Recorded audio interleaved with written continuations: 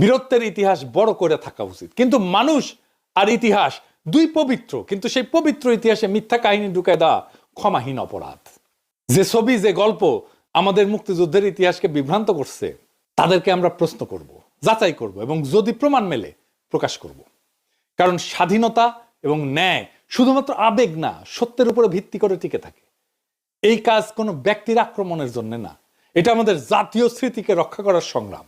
যারা আসলেই রক্ত দিছিল, যারা সীমিত অস্ত্রে শহর গ্রাম জুড়ে লড়ছিল, যেভাবে পারে, যতটুকু পারে, তাদের প্রামাণ্য কথা ছাড়া কোনো কৃতিত্ব মানা হবে না। আর যারা রাজনীতি করে মুক্তিযুদ্ধকে নিজের স্বার্থে বেঁচে থাকার মাধ্যম বানাইছে, তাদের ইতিহাস আমাদের কাছে অগ্রাহ্য হবে। আমরা নতুন ইতিহাস লিখব সত্যের নীতি অবলম্বনে, প্রমাণ ভিত্তিক, ঘনিষ্ঠ সাক্ষ্য এবং সামরিক বিশ্লেষণের সঙ্গে। এটা কোনো মিথ্যাচারের বদলা না, এটা আমাদের পূর্বপুরুষদের সম্মান ফিরে আনার চেষ্টা। আমরা মিথ্যার ভেলায় ভাসতে দেব না তাদের আত্মত্যাগকে। শেষে আমি আপনাদেরকে বলি, চোখ খোলা রাখেন, প্রশ্ন তোলেন, গৌরবকে যাচাই করেন। অতীতের সেই রক্তও আমাদের, আমরা সেটা আড়াল করব না। আমরা শুদ্ধ করে ভবিষ্যৎকে দেব। সত্যের জয় হোক। ইনকিলাব জিন্দাবাদ।